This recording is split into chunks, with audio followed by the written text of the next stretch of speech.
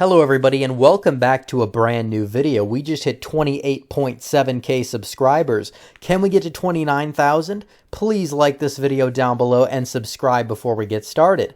And today we have a lot to go over. We'll talk about South Carolina, although we have to note that Pete Buttigieg has dropped out of the presidential election for 2020, so it looks like he's not going to be through Super Tuesday in terms of his campaign. But I will have to say that it's interesting to see what's going to play out because a lot of his delegates could end up going in a lot of different directions, but a lot of people, I think 30 to 40% of people in these states have already voted, so a lot of people are going to have their ballots cast for Pete that were supporting him before. So will it be enough to help Biden and a couple of other people in California over the 15% threshold, over that finish line to get delegates there? This is something that we're going to have to take a look at, and this is something we're going to have to see. But he ran a campaign, and you got to give credit where it's due. The guy's a small-town mayor, and he was within, striking distance of winning a couple of states in the Democrat primary. So it shows that you can basically excel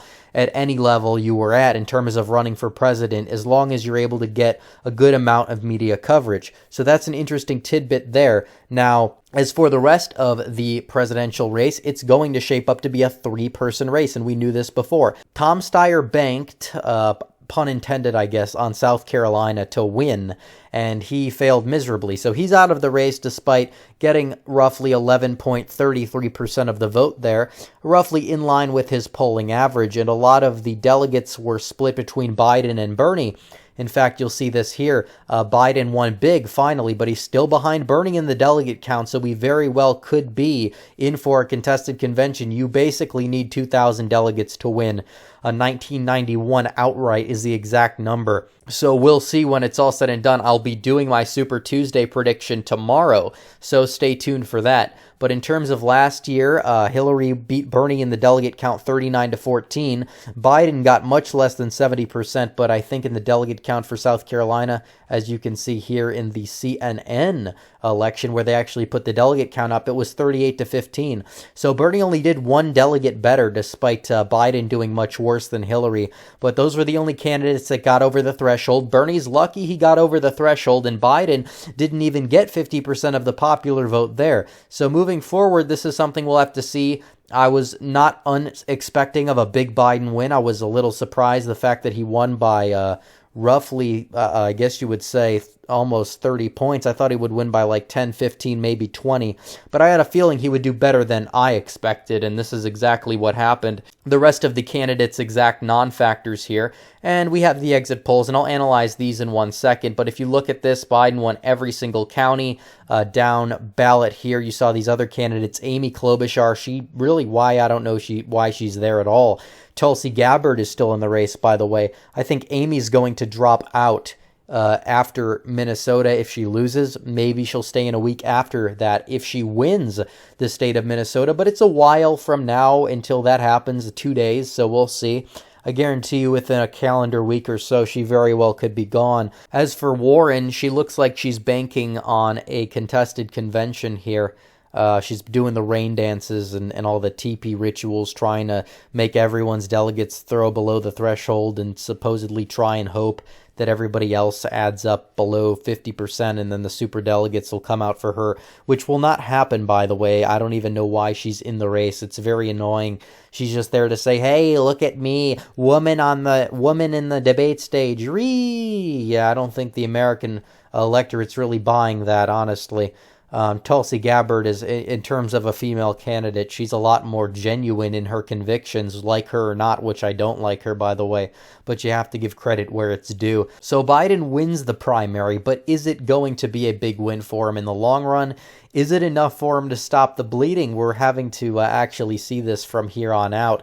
Biden did very well in the primary among black voters. In fact, gender, it was roughly evenly split. Black voters, 61% backed Biden, which was pretty big. Buttigieg got 3% more than I guess you would have expected, and now he's gone, so that's kind of hilarious. Looks like Tom Steyer got 13%. A lot of that's going to go to Michael Bloomberg, as you'll see coming up soon. Bloomberg's going to do a little bit better than that in some states, and he might get on the map in Super Tuesday. As for the non-white vote as a whole, Biden won that as well. Older voters heavily backed Biden, as we see here. Significantly younger voters backing Bernie Sanders. Even young black voters, I believe, back Bernie Sanders by a couple percentage points. Education, Biden won across the board pretty much, as you can see here. White non-college voters did back Bernie Sanders by a very tight margin. Whites by gender, I believe that, yes, white men without a degree were the only ones that backed Bernie Sanders, which is something. As for party ID, 5% of the electorate was Republican. I believe most of those are crossover voters, and 9% were conservative. Those went for Biden, but Bernie did well. I'm assuming a lot of those were crossover votes, as you can see here. Majority of them actually 50-50 moderate conservative, 50-50 among liberals. That's interesting. In terms of religious voters, those heavily favored Joe Biden. As you can see here, Bernie Sanders is struggling with these kinds of voters. So why he's going to lose South Carolina big, North Carolina big, it's like you have this one poll coming out showing Bernie up down by 6 to Trump in South Carolina. And I'm like, Democrats, if you're really giving into this stuff, you're really fooling yourselves. There was a poll in September 2016. It had Hillary and Trump within the margin of error in South Carolina, and everybody knows how that turned out. So, yeah, guys, keep believing these polls that you see. Keep believing them. Thank you for giving us this ammunition. Be complacent. Our side needs to play like we're down 20. I say this. I don't know if I say it enough, but play like we're down 20. Play like we're down by 10 in the polls or so. That's the way we're going to be able to come out of this and win. A lot of first-time voters did back Bernie, as you can see here, and basically this is another interesting thing. Agreement on issues is 43%, so a lot of Democrats are more bearish on beating Trump in terms of the candidate that they want to select, which is something that's beneficial to Trump, I guess, because it shows that the Democrat Party is becoming more and more and more divided. By the way, this is the funniest thing of the night. A government plan for all instead of private insurance. So the Democrats saying, oh, majority of Republicans support Medicare for all this kind of stuff. 70% support Medicare for all, Green New Deal. Not even 50% of Democrats support Medicare for all. A lot of people like their private health insurance. Yes, a public option or market-based reform is something that people on both sides are basically considering. But in terms of a government plan for this expansion of Medicare, making our healthcare single payer, well, apparently even when you use this sort of terminology, Medicare for all, this, that, and the other thing, even 50% of Democrats, 51% do not support it. 46% outright oppose it. And this is a majority black electorate.